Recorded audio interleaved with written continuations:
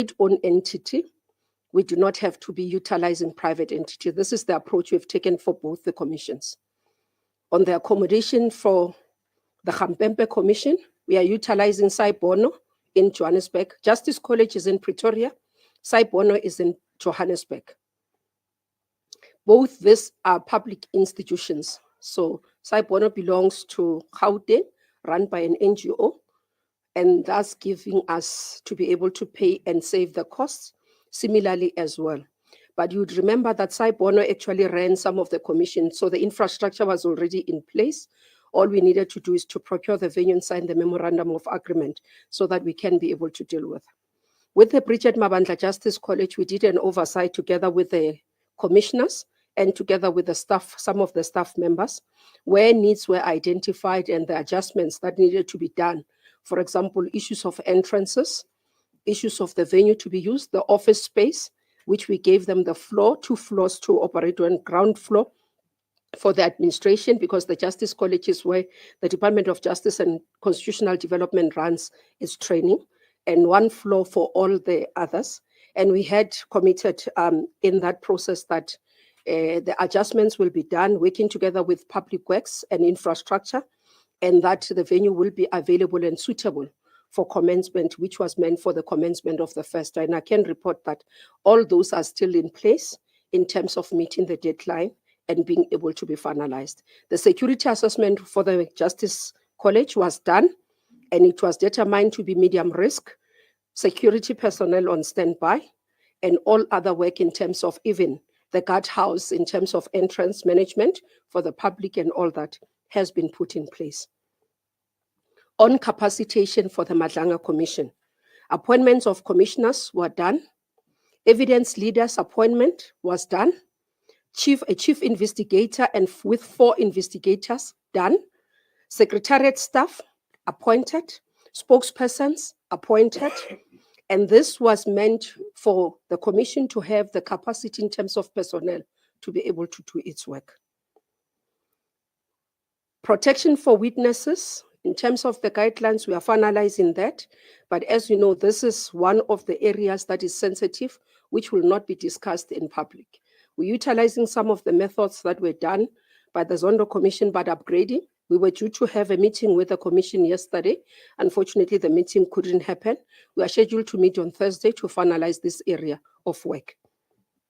And that is led by myself in terms of the protection of whistleblowers or even witnesses, to ensure that those who come forward are protected and we can be able to protect them, even immune them from the institutions that are being investigated.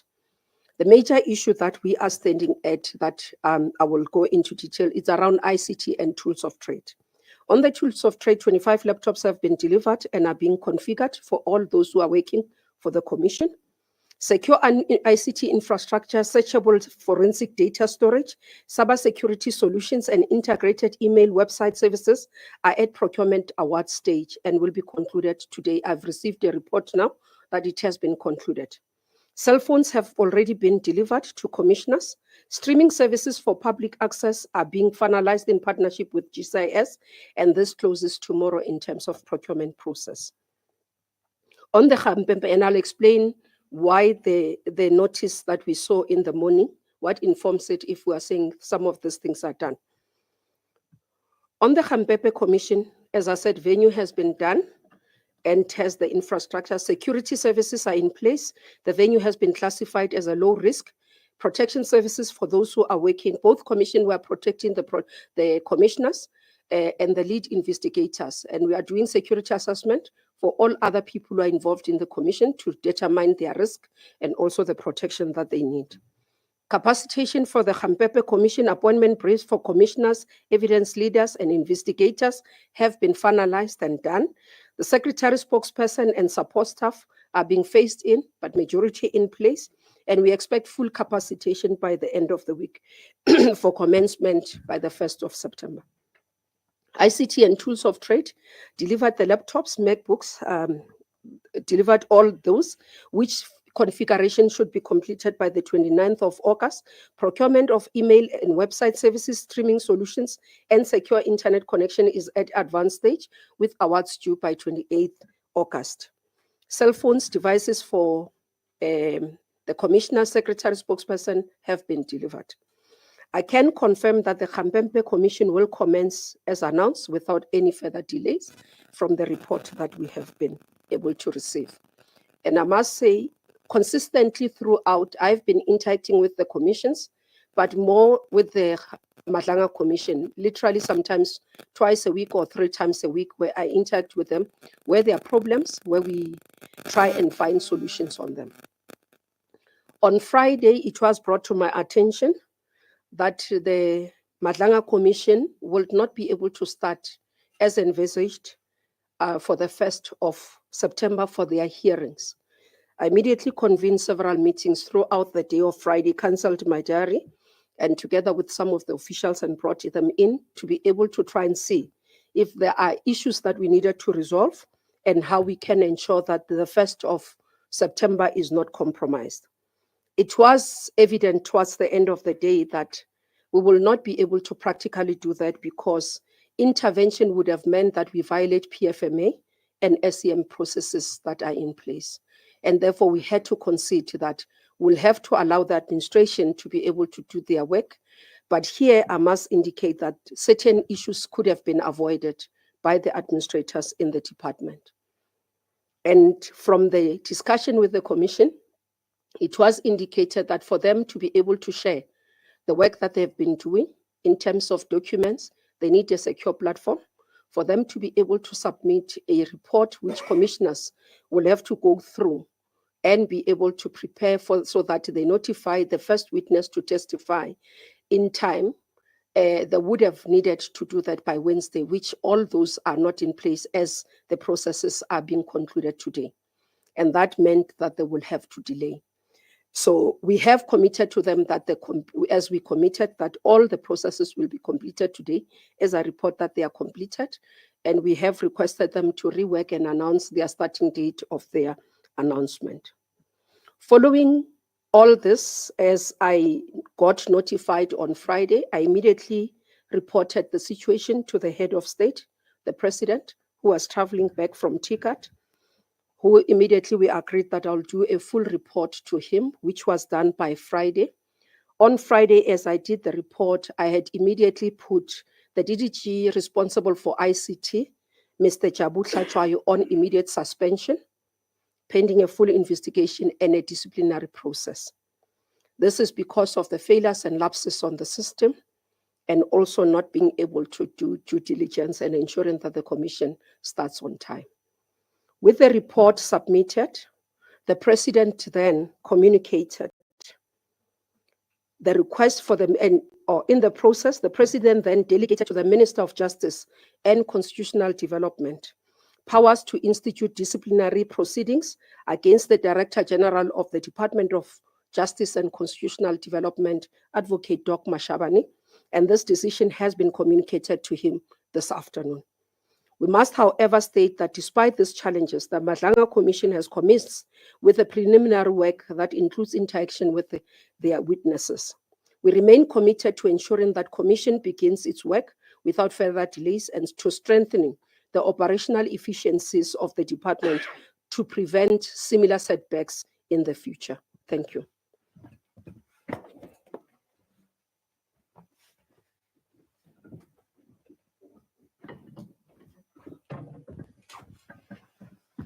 Minister, the statement was comprehensive. I don't think there will be any questions. I'm kidding. Let me start by indicating that the statement will be shared with yourselves, members of the media, shortly after this media briefing. We will take questions from the floor, and we are aware that there are others who are joining on the virtual platform. We will take them afterwards. I'll take, there are 3 hands already on the floor, or 4 hands already on the floor, in that order, from Karen, Kenny, is that the light? Oh, Komozo, and then Zoleka. All right. Please introduce yourselves and the media house that you represent. Karen? Karen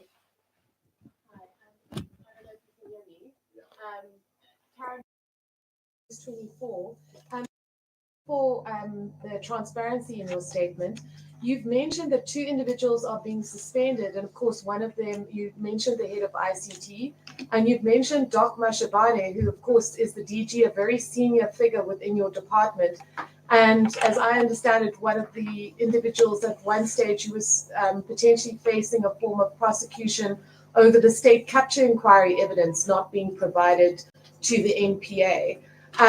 Given that there has been this alleged history or pathology of apparent obstruction or allegation of obstruction with regards to Commission's work, I mean, how serious is it that, you know, the department has decided to initiate these processes? And can you give us any insight into exactly what charges he will face? I mean, we have seen an extraordinary statement come out from the Commission essentially saying that were it not for your department, this commission would be going ahead on the 1st of September. This is something that we know the public is crying out for. It involves allegations of widespread infiltration of the criminal justice system. And your department, unfortunately, is the one that is facing the allegation that it is effectively obstructed or stopped that from happening. So in light of that, how assured are you that we aren't going to see this pathology of alleged obstruction replicating itself in the future? Thank you. Kenny, let's keep it short. Sure. Okay. Good afternoon, Minister. Kenny Mapanga from SABC News. I missed that. Kenny Mapanga Kenny from SABC. Thank you. I just wanted to clarify, the statement that was released earlier by the Commission painted a picture that everything is now in the hands of DOJ and they'll be able to commence with their work. Following the meetings that you've had, Minister, are you able to commit to a starting date today? And what the time frame would then be from that starting date that you provide, since you've gotten this progress report on the significant delays? Thank you.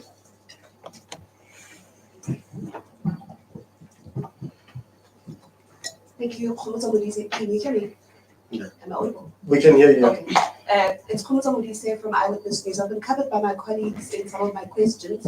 I just wanted, Minister, there's a sentiment that the planning for this commission of inquiry may have been a little rushed in terms of you being able to secure everything that you require to have the commission. This is the Madlanga Commission of inquiry started. Are you feeling now in hindsight that it may have been a little rushed in your preparations?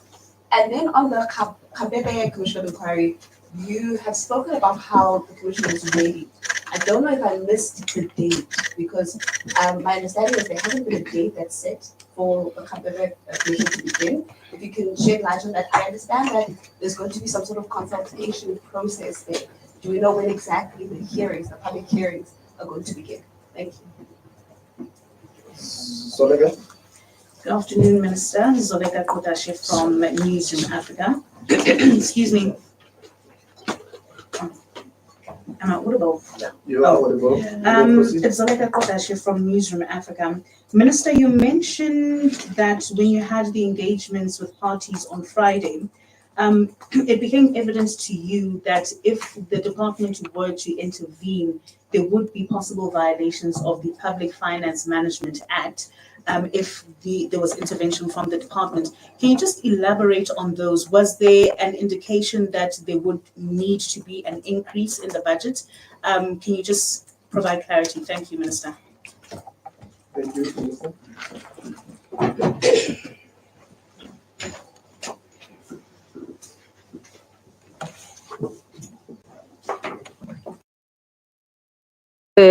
Last question. The discussion didn't involve increase of the budget. Actually, we've been working towards a reduction of our estimated budget. You remember that we released the amounts of what would be the estimated budgets, and where I'm sitting, I think we're still within that. We have not passed that. We don't anticipate that. The statement referencing to interventions, Minister is not allowed to be involved in procurement in terms of PFMA, neither can the commissioners. So what we were trying to do is that we should allow the department officials to be able to do their work without our interference, but also in terms of PFMA and the rules, in terms of regulations, I think it's Regulation 3, in terms of Treasury, National Treasury Instruction 3. it does prescribe how you can be able to intervene. But the issue here is that if you are to go, either you call it emergency procurement, there is a requirement and definition of what an emergency procurement is. If you are to go and do single sourcing, the process. So it's those things, looking at them to say, if you are to look at all these mechanisms that we've got, the shortened time, what does it mean? Can it be within 14 days, 7 days? Those areas, it's what we were saying. We should try and stick to within that. If we can be able to, and we allow to the officials to go and do their work, because we shouldn't interfere in terms of procurement, especially as the political head, together with the Deputy Minister and other commissioners. So we wanted to allow them that space, because according to us, we would have had those things long time ago, like as in yesterday, but we couldn't, because we must allow them. If you give them an instruction, then it will be an illegal instruction. And that's how it was difficult to navigate the environment of intervention. And that's what I'm trying to explain, that as you try to navigate the intervention, you're trying to make sure that you don't violate the laws. And that's why the consequence management, because there are people who are expected to ensure that things are done on time and they're not done. And one of them is the DDG responsible for ICT. On the issue, going back to Karen, I wouldn't really, because when you deal with DC matters, you can't go and fetch things 20 years ago or 10 years ago that you did not deal with. So the issue is that the reports would have been, one, it's the issue that, another issue is that the contract of the DG is coming to an end in February next year. So there was communication to him that we intend not to extend the contract or to renew. With this now coming through, because I had communicated that with the president, and that was communicated to him prior. So he was aware that his contract will not be extended. So following all these issues that I had to write the report, and I don't want to go into detail. I can't in public deal with labor matters in the manner that you want me. I can't say these are the charges that you're going to face and all those things. And whatever that the conversation, as I said, we started the conversation this afternoon with him. So I had to notify him that I've received a letter from the president that delegates me powers to take disciplinary action following my report. And we'll take it from there. So I still have to write him a formal letter today and send it to him, which he has to respond to, and we'll take the process there. What I can assure you is that from our side, as I've done since the beginning, I've been playing an oversight role to monitor. That's why almost everything else has been done, whether it's the venue, and we've made sure that the venues, even because we looked at what public has said previously, to say you are using a lot of money, spending a lot of money in this thing, suggestion, even from political parties, to say, Minister, go find venues that belongs to government, and that's what we have done, and curbing the costs. The issues of administration in terms of appointment, we have allowed the commission to appoint the people. So what they do, they source, and then we are able to appoint. This we are trying to avoid. Previously, you would have had that the department would ordinarily second individuals to the commission. In cognizance of the sensitivity of this commission, especially Madlanga Commission, we've ensured that we don't second individuals, because we are also a subject of investigation. So that we have done to immune the commission from interference by ourselves. And that's why when we talk about even the issue of protection of whistleblowers, so that we're looking beyond what the state and those that normally provide to see what mechanisms can we be able to do, so that you don't say a witness in the commission then ends up in the hands of the same people that they are testifying against. So we're doing that as well.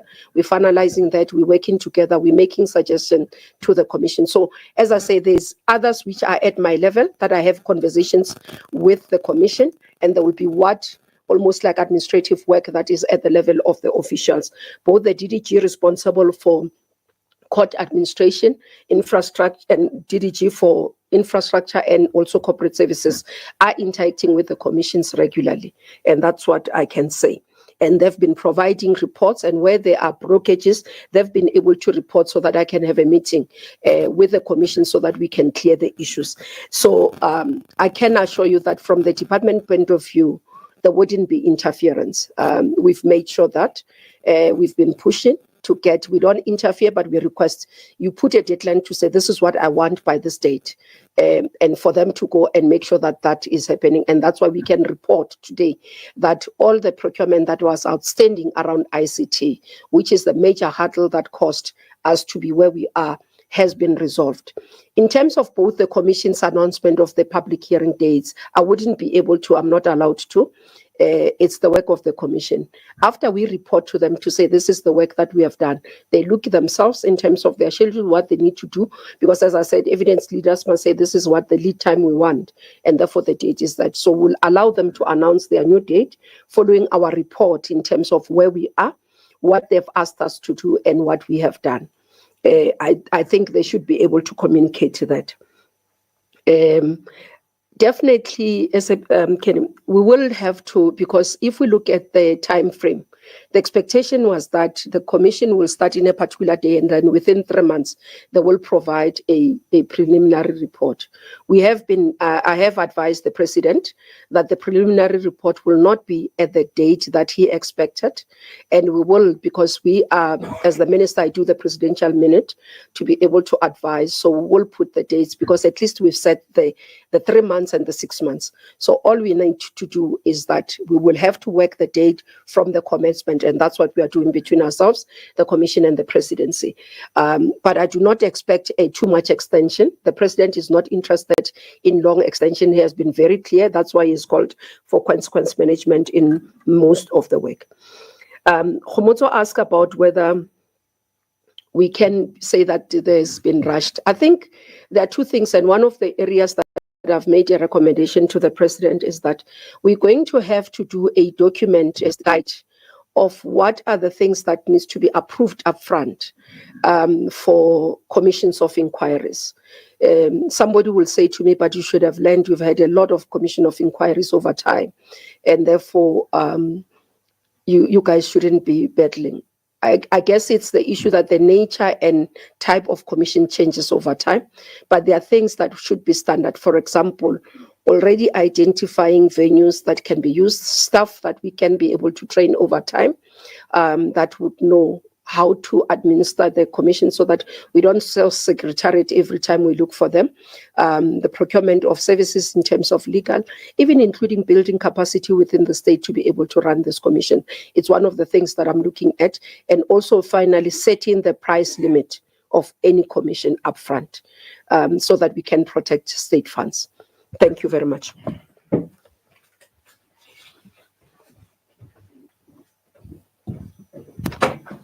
At this stage, may I check, Bra Ishmael, do we have any questions from the virtual platform?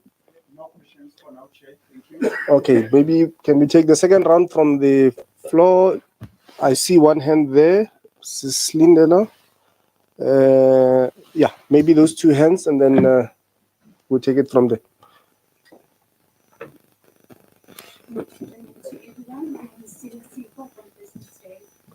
Minister, as you are aware, it comes up the essence. There is a point of litigation in court against the president, and a delay has been one of the points that have been raised against the president in a move to try and set aside the establishment of this commission. Just a comment from you, how important it is for the department, or how vital it is for the department to sort out everything. Secondly, Minister, you talk about the procurement processes almost being at the end. Do you know when the department will conclude everything in terms of the procurement? Thank you. Thank you. Selina Lamasihane from ENTA. Minister, I would just like clarity on the suspension of the DG. Why has he been suspended? Maybe I missed it. Is it because of the delays in the starts of these commissions, or are there other issues pertaining to his suspension, which has led to this announcement today? And secondly, just how disappointed are you then in the fact that the Madlanga Commission will be starting on the date that was set? Thank you.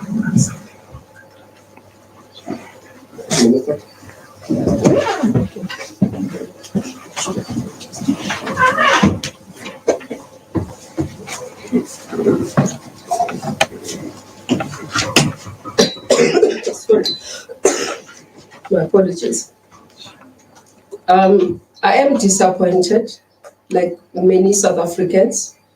You would understand that in the TRC Commission, at least we are clear there, not much issues. We are implicated as the portfolio in terms of allegation that there would have been blockage of prosecution of apartheid crimes.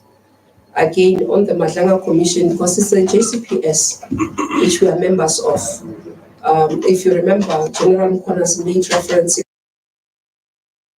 Now, part of what we're looking for, including myself as a minister, is to look at rebuilding the brand of NPA, for example, rebuilding the brand, and also building confidence in JCPS. I'm co-chairperson of the JCPS cluster. And if this is not done and concluded in time, continues to have a cloud over our heads as JCPS, and therefore impede on our work, but also it can act as a demoralization for men and women who are committed within the JCPS cluster to work effectively. So it is a disappointment that we couldn't. That's why I say I literally cancelled everything on Friday. And at that time, I was working around the clock, hoping to save the day and to be able to just get the commission to start with public hearings on the 1st. It doesn't mean that other work has not been done. The work continues in other areas. As I said, that you do have interactions by evidence leaders. That's the report I've received. With witnesses, we don't know who, we are not told, we don't get to be told, but we just know that the work has been done. Now, we would have hoped that, and for me, I think the comfort will be when I was saying to Justice Madlanga this morning, I think I'll have a breather. The day when I open my TV in the morning, I see him on screen doing the first person witness on the hearings, similarly with the Mmamoloko Commission. So it is a disappointment, but we are on course. Like many South Africans, President is committed. That's why he said he wants an explanation. He asked us to go public and explain in a most transparent and accountable manner to say what has led to where we are and consequences that we are doing. Because it can't be that something like this as major happens and no one takes responsibility or no one is held accountable. So it's one of those things that we are looking at to do as the organization and rebuilding our confidence and rebuilding public confidence in our work, but also committing. I am sure that the commission will announce sooner their announcement. Initially, how we planned it, I must say, from Friday was that we will wait for the president to give us a directive. The commission will wait for the minister to issue a statement and communicate. And then when they communicate with the date. It's unfortunate that the statement of the commission went before ours, despite our appeal to them. For whatever reason that happened. And we had set out chronological way of doing things so that we don't confuse the public, but we also are able to give certainty. So it would have been in terms of our planning that the president would make the decisions. I would come out, or even the statement from the president, I would come out and communicate the decisions, and then the commission then reaffirms their work and also communicate their dates. So we're hoping that still today, perhaps the commission can go out and communicate their dates based on the information that we have provided of the update where we are and give certainty of the date of commencement. That's what we are expecting. On the issue of litigation, I don't want to get into detail of it, but I don't think it is something that we are worried about. This is the powers that the president has in terms of the constitution to deal with matters, and will continuously defend that matter in court should the need arise whenever it does, and we will be able to close that issue around. Thank you. Minister, sorry, just on a point of clarity, you mentioned now that you would ask the commission, as I understand, not to release the statement that they released this morning.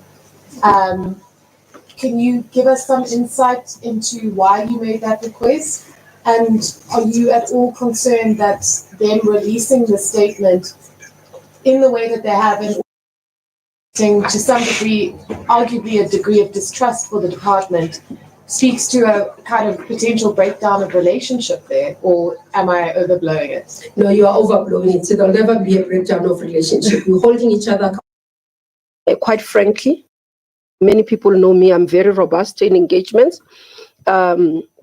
And I don't have ego, so feedback, I do take it where there are weaknesses. We've accepted the weaknesses. And from me as the executive authority, I've accepted the weaknesses and I've assured them that I will act. What I would have expected for them is to give me the courtesy, to allow me to be able to completely communicate to the public in a transparent manner, openly, but also not to kill public trust in the state organs and in government. But similarly, this commission is the commission of the president. So I can't go out and publicly communicate without the president's authority. It's not Minister Kubayi's commission. It's President Ramaphosa's commission.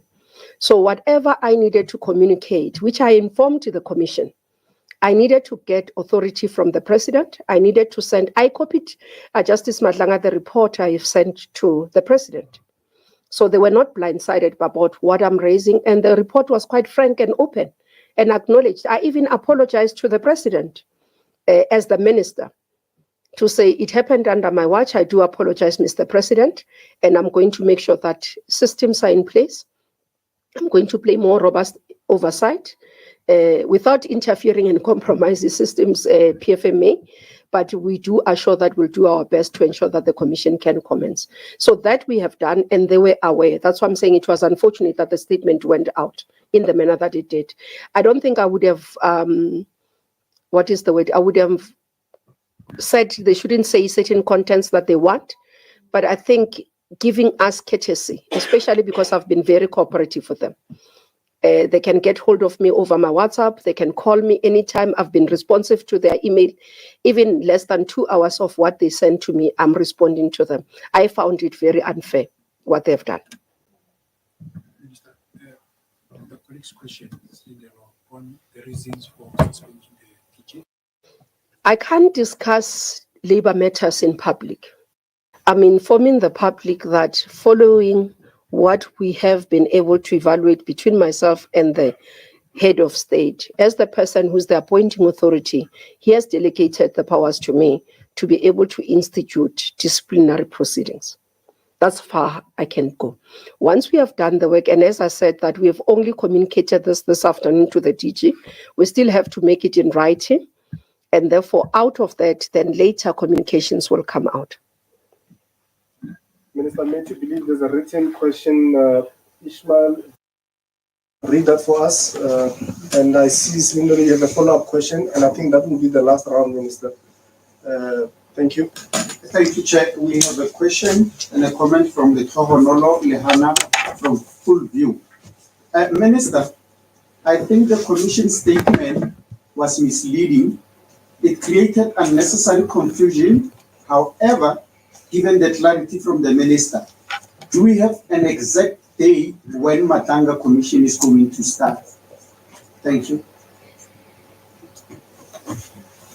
Slate, your follow-up question? Yes, Minister, it's a follow-up to my question, because just with all due respect, you've given us some reasons as to why perhaps the DGG of ICT has been suspended, because clearly the Commission can't go forward because those things are not in place. I think that it would be nice to take the nation into your confidence as to what the DG has done or hasn't done in this particular case. Thank you. The DGG received his letter on Friday. So in terms of labor process, I've got to do that process first. Normally government loses cases not because they don't have a case to fight, but because they've flaunted the procedures. So allow me not to flaunt procedures and discuss what would be in the contents of the letter that goes to the DG this afternoon. We will take the nation into confidence once the processes have been done. That's why I'm asking that we are acting as per the letter by the president. I couldn't do anything without the letter. Whatever that might or have been my views and whatever are superseded by the decision of the president. The contents thereof of that letter of the president will direct as well the areas that he wants me to focus on, and those will be in the contents of the letter that goes to the Director General. As I say, I cannot discuss that in detail. We will update the nation as time goes. And we could safely say with the DDG, because the DDG was afforded a process, and by Friday evening, he was suspended with immediate effect. He received his letter, he acknowledged his letter, and that process is underway. So it's easier to talk about that because it has been at an advanced stage where we can talk about the contents. On the issues around the date, unfortunately, as I said earlier on, I'm not allowed to be the one that dictates to the commission when can they start. Our responsibility is to ensure that what they require to do their work is in place with the timeframes that we have provided. They will look at what they have, as we have disclosed openly and transparently, that the only thing that was outstanding was the ICT, and that we have concluded today. All other work is done, and I hope the spokesperson of the commission can take the media tour to the venues, both the commissions, if they can take the medias to the tour so that they can see for themselves in a transparent manner that the minister is not making statements. Banners have been done, everything is set. So that's what I can say.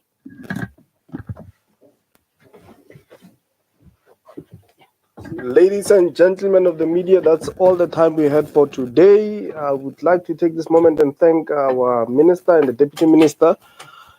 Importantly, let me thank you, ladies and gentlemen of the media, for gracing us with your time. GCI's colleagues for the support, and team from the department. Thank you so much.